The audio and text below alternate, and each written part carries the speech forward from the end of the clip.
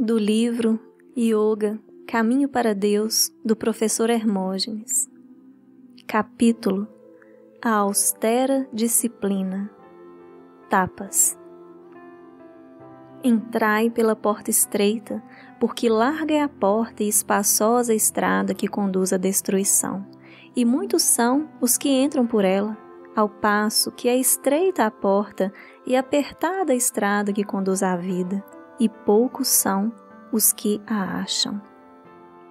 Mateus, capítulo 7, versículos 13 e 14.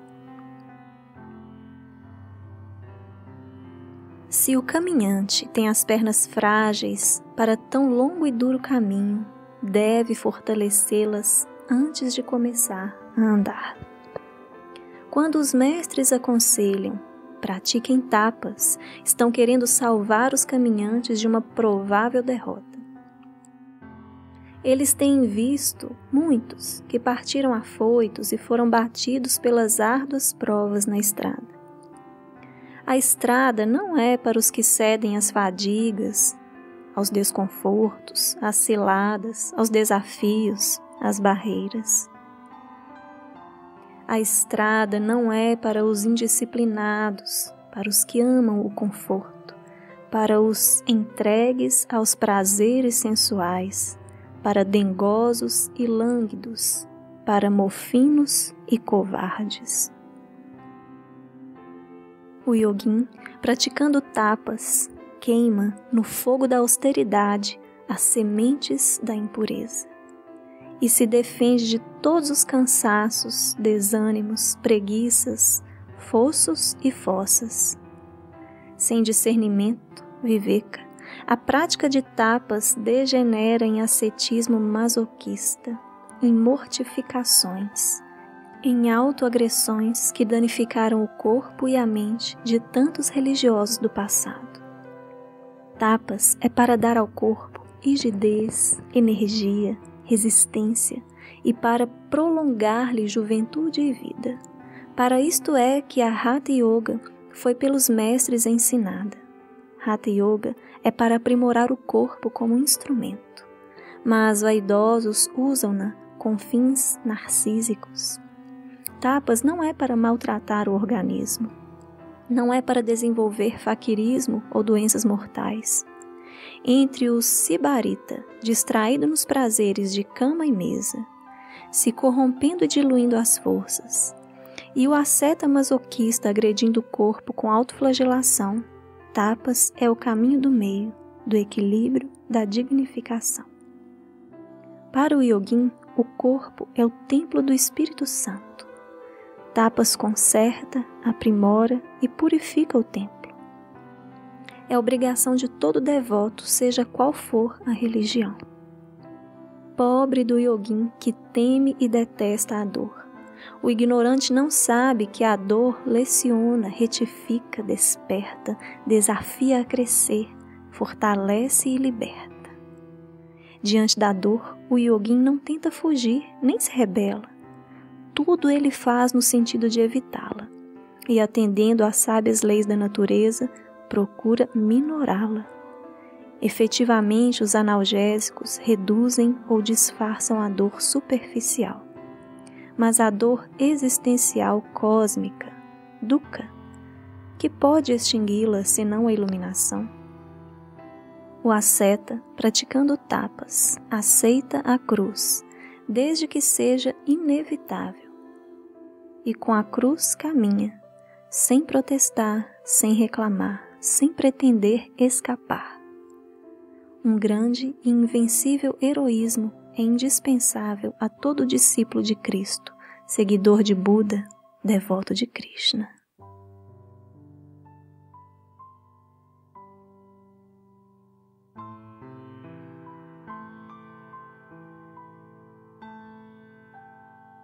O atleta ganhou a prova e a consagração do grande público, mas quanto esforço, quanta renúncia, quanto sacrifício no longo treinamento.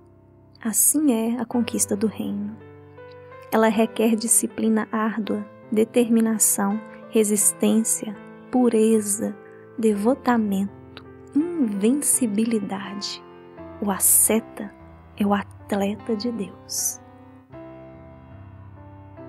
A sabedoria está não somente no sempre acertar, mas também no errar.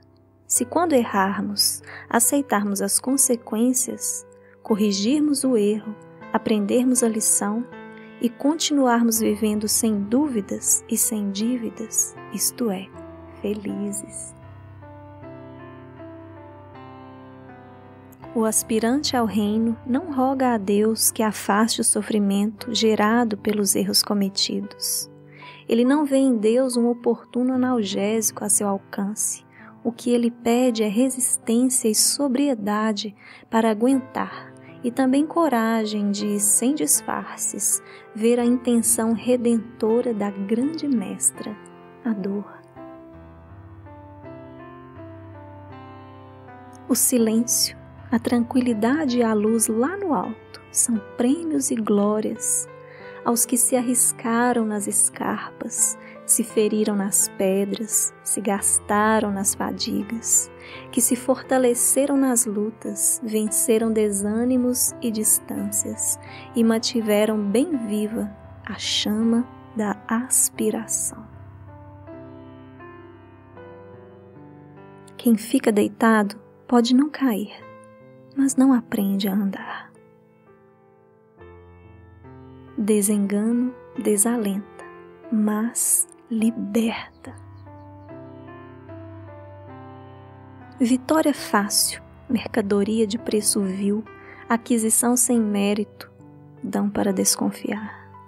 Mas como atraem os imaturos. O reino de Deus é como uma pérola escondida numa concha, mergulhada numa fenda abissal, muito longe do alcance e da busca de um mergulhador vulgar, sem fôlego, sem equipamento adequado, sem treinamento, sem disciplina, sem autocontrole, sem a necessária convicção de seu incalculável valor, sem sentir a imensa necessidade de chegar lá.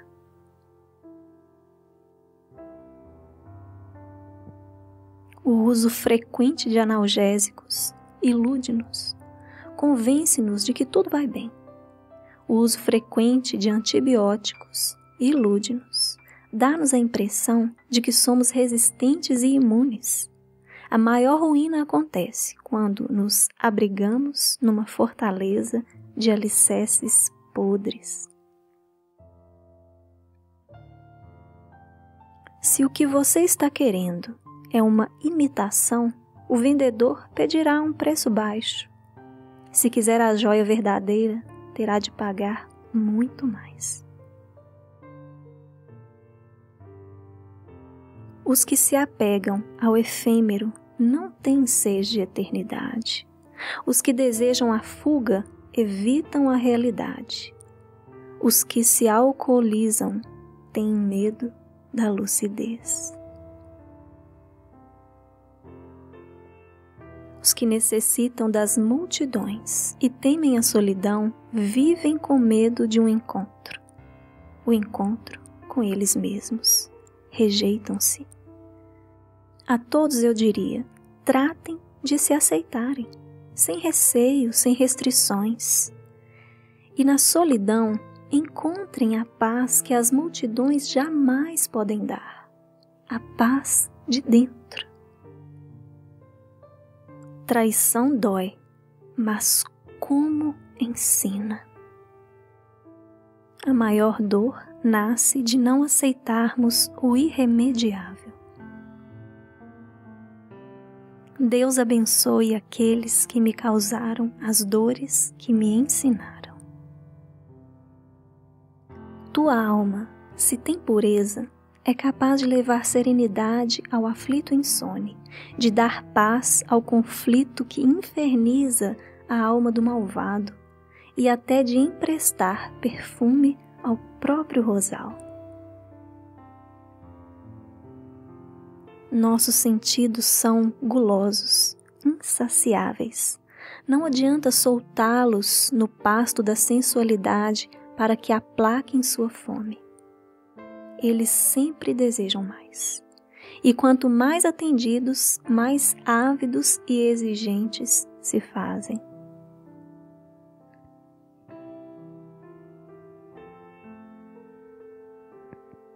Não é verdade que renúncia conduza ao céu. Na verdade, renúncia já é o céu. A caminhada para a luz está sempre ameaçada pelas emboscadas das trevas. Às vezes é com o sofrimento que elas procuram dissuadir-nos de caminhar. Às vezes, ao contrário, é com 1000 delícias apetecíveis que nos pretendem reter. É preciso ser forte contra a dor. É preciso ser renunciante diante do prazer. Deixa de vaidades, não te iludas, meu corpo. Fica certo, e nisto há muita sabedoria. A bocarra da terra está escancarada esperando-te, querendo transformar-te em comida de planta. Não, amigo, não estou abatido pela ingratidão, pela traição que me fizeram. Jesus sofreu abandono, injustiças, escárnios, martírio? Por que não um de nós? Tu e eu precisamos lembrar-nos daquela história do galo que cantou 3 vezes. Por que o sol deveria entristecer-se quando os pesados nimbos ou a cerração o ocultam à admiração dos homens? Por que chorar e temer a morte do que é mortal? Felizmente, felicidade não é coisa que os outros nos possam dar. Felizmente, felicidade é também algo que ninguém nos pode tomar. Se sua felicidade depende de retribuições, admiração, bondade, complacência, compreensão dos outros, é uma felicidade muito infeliz por ser precária, por não ser autossuficiente. O amor que você tem a seu eu é a causa de sua vulnerabilidade. A vida nem sempre nos afaga.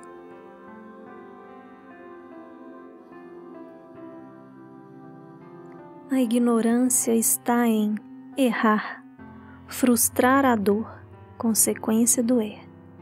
Confiar na capacidade de escapar, de esconder-se, de anestesiar-se. Errar mais, esconder-se mais e mais ainda iludir-se.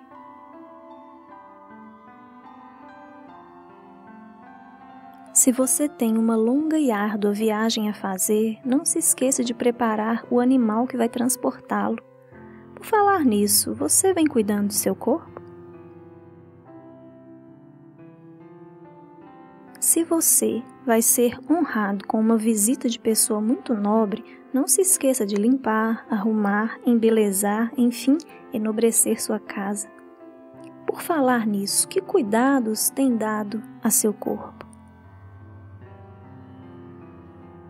Um rio não chegaria ao mar se seduzido pela gostosa paz dos remansos, se deixasse preguiçoso estagnar. Cada remanso é um reconforto, um descanso. Depois de cada um, o rio se acelera, cai e quebra-se dolorosamente nas penedias, sempre no rumo do mar. Não alcança a vida aquele que ainda tem medo da morte.